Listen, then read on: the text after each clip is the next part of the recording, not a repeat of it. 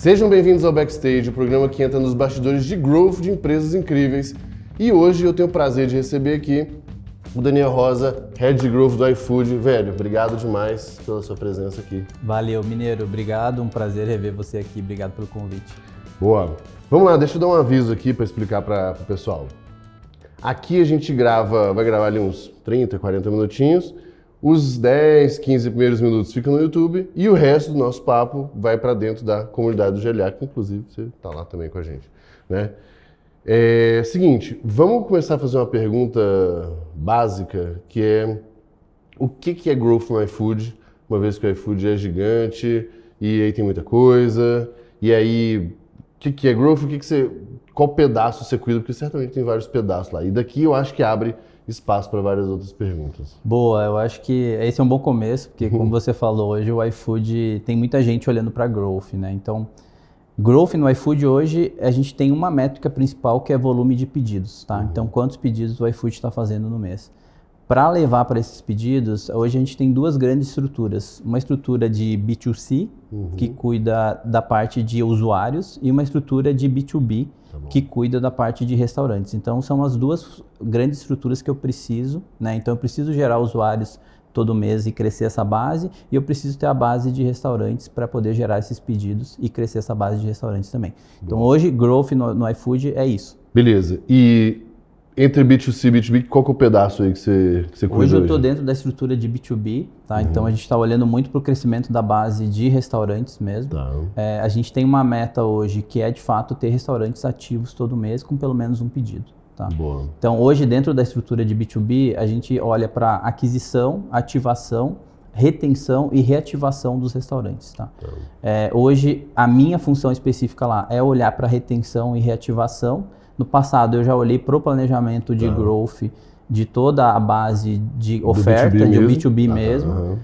E hoje eu estou focado no playbook de retenção e reativação, porque a gente tem mais de 300 mil restaurantes, isso é um dado público, e a gente precisa focar muito na manutenção dessa base para conseguir continuar empilhando e crescendo.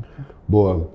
Cara, eu acho que esse papo vai ser especialmente interessante aí, porque vou botar assim, do ano passado para esse, a gente começou a ter uma atenção muito maior para a retenção do que se tinha, né? Antes, vou botar assim, no mercado era um jogo de muito intenso de usuário, de aquisição de usuário, e taca a gente para dentro e tal. E se busca cada vez mais eficiência. E aí eu acho que no caso de vocês, vamos lá, então tem dois blocos, né? Você falou 4 coisas, mas são divididos em dois blocos. Tem aquisição e ativação. Daí ativação é quantos pedidos você falou? Ativação é quando o restaurante faz o seu primeiro pedido. Ah, beleza. Então ele vai lá, se cadastra, né? Deve ter um onboarding lá. E aí quando ele recebe o primeiro pedido. Exatamente, quando ele faz o primeiro pedido. Aí já vem uma pergunta que é, uma vez que não depende dele receber um pedido, como que é a dinâmica de produto e do time? Porque assim, ele pode estar às vezes super preparado, mas se ninguém for lá e pedir, o que acontece? Perfeito. Né? Esse é um grande desafio que a gente tem lá, Mineiro. O restaurante hoje, a gente tem uma base muito grande que entra todo mês de restaurantes, tá? Mas não necessariamente toda essa base consegue de fato receber um pedido, que é o que você comentou, porque hoje o iFood já tem uma base grande de restaurantes, tem uma demanda grande também, mas ela é bem distribuída e às vezes tem alguns restaurantes que não conseguem a visibilidade suficiente. Então, o que a gente faz hoje, né? Primeiro, acho que o onboarding do restaurante hoje, ele é muito relevante. Então, o restaurante que consegue ter um cardápio atrativo, a gente tem um desafio hoje lá de melhorar a qualidade do cardápio dos restaurantes. O restaurante que fica online, de fato, minimamente, na plataforma, também é outra métrica importante. Deixa eu te interromper só antes aqui. Quando fala de cardápio, nós estamos falando de foto, descrição, basicaço, né? Basicaço. Tá. Então, hoje, a gente tem, óbvio, boa parte da base já consegue chegar nesse mínimo de qualidade que a gente chama de cardápio, foto, etc., descrição, mas tem uma parte que ainda tem dificuldade com isso, né? Porque ou é uma operação nova, ou é um restaurante pequeno que está aprendendo a operar no delivery. Então, a gente tem uma área lá dedicada a ajudar e atender esse onboarding do restaurante. E a gente viu na prática lá que isso aumenta muito a ativação, que é o nosso indicador lá. Então, mais restaurantes chegam ao primeiro pedido e com isso depois impacta na minha agenda lá também de retenção, porque ele consegue ficar mais tempo no iFood e operar bem lá. Tá? Eu acho que o que deixa tão difícil sei se é difícil, não, certamente difícil, mas principalmente complexo o trabalho, é exatamente que assim, normalmente em software, quando você está querendo ativar o cara, você tem um desafio de fazer com que ele dê determinados passos e, sei lá, na RD era publicar a landing page, disparar o e-mail, no Merlin você criar um bot, um quiz e tal. E isso depende praticamente exclusivamente do esforço dele, né? De ir lá e fazer e tal. Mas essa, assim, vamos lá, tem o ACF, né? Tem o arroz com feijão ali. E no contexto do iFood fica muito bom ainda essa analogia. Tem ainda, beleza, vou arrumar o básico ali. Só que, pô, eu como usuário, muitas vezes eu vou olhar a nota do restaurante, beleza, vou olhar a foto também, mas eu vou ver se ele já é mais conhecido, se não é e tal. E mesmo que você até faça o cara ativar, aí entra no seu time que é reter, que ainda assim depende do usuário lá e fazer, né?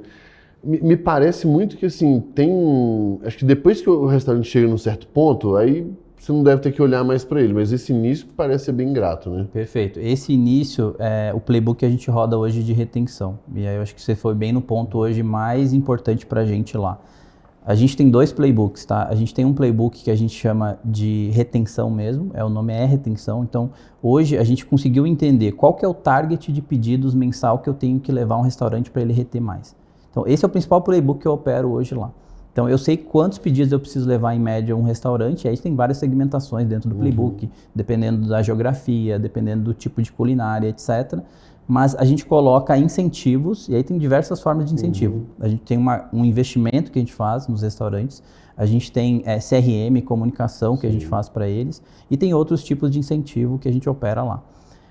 Esse é o primeiro playbook. O segundo playbook a gente chama de pré-churn, né, que é o cara que ele chegou a ser um cara engajado, mas por algum motivo ele está um tempo sem receber pedido. Então eu tenho hoje, a gente construiu junto com o time de data, um modelo preditivo para apontar quais são os restaurantes que estão com maior probabilidade de churn.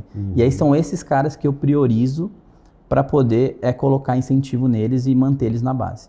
Então hoje o meu foco está todo nisso, assim, porque a gente sabe que retenção é o core de qualquer modelo de crescimento, né?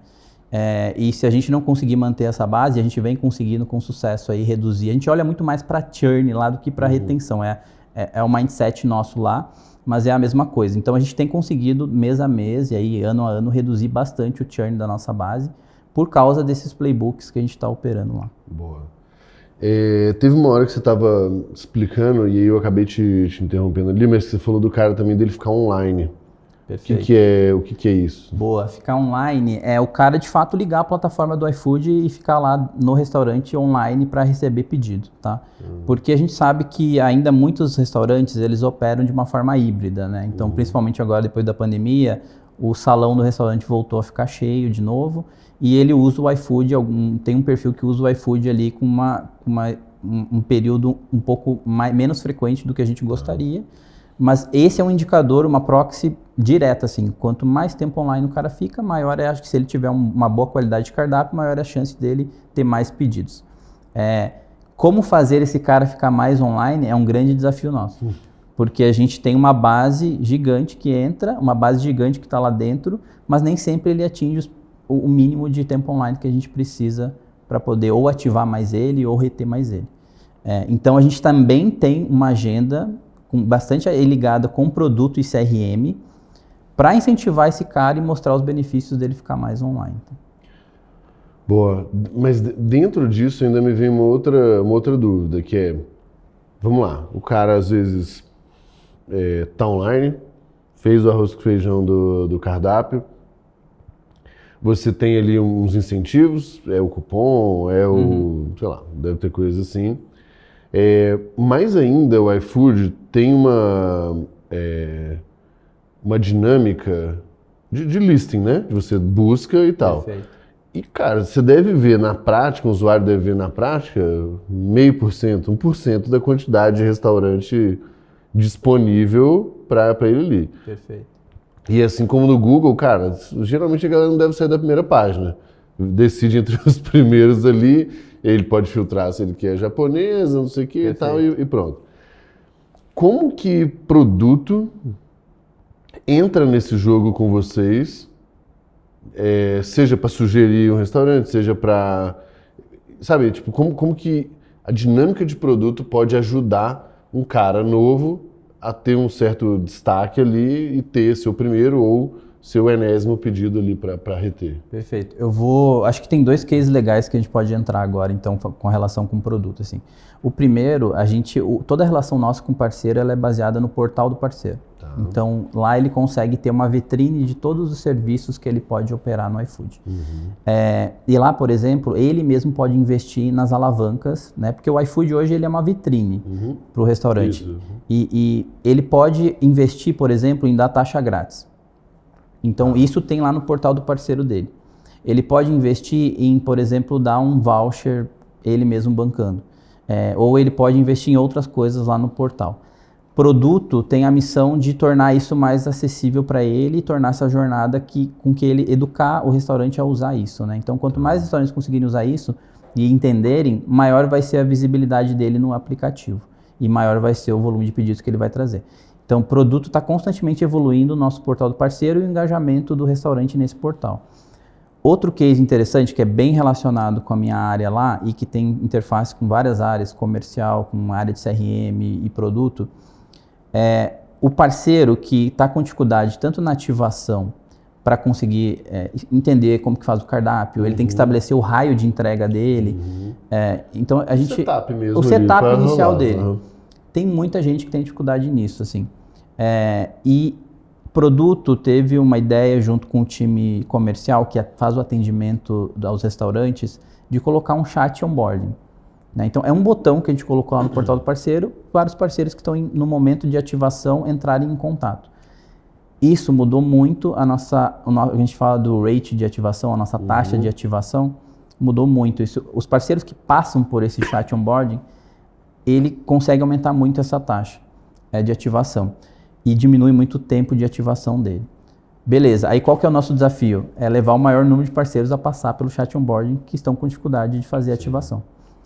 Outra consequência disso é diretamente na minha agenda, quando você olha os cohorts para frente, quem passou pelo chat de onboarding, e claro, lá o cara tira dúvida sobre o cardápio, sobre raio, sobre tudo, ele já sai mais bem setado de início, ativa antes e obviamente eu vou colher o fruto lá na frente na retenção. Sim. Então esse cara que passou por ali, com incentivo ou sem incentivo, ele roda melhor já para frente. Tá curtindo o papo? Olha só, ele continua lá dentro da comunidade do GLA e o Daniel falou algumas coisas muito interessantes. Falou como que são as métricas que ele acompanha, a estrutura de dados lá do iFood, né, de time, como que eles se relacionam e o mais legal de tudo, como que foi a loucura da pandemia no iFood, como que eles cresceram, como que teve que se arrumar lá dentro para caber, né, para fazer funcionar. Beleza? Tem link aqui na descrição, te encontro lá dentro do GLA.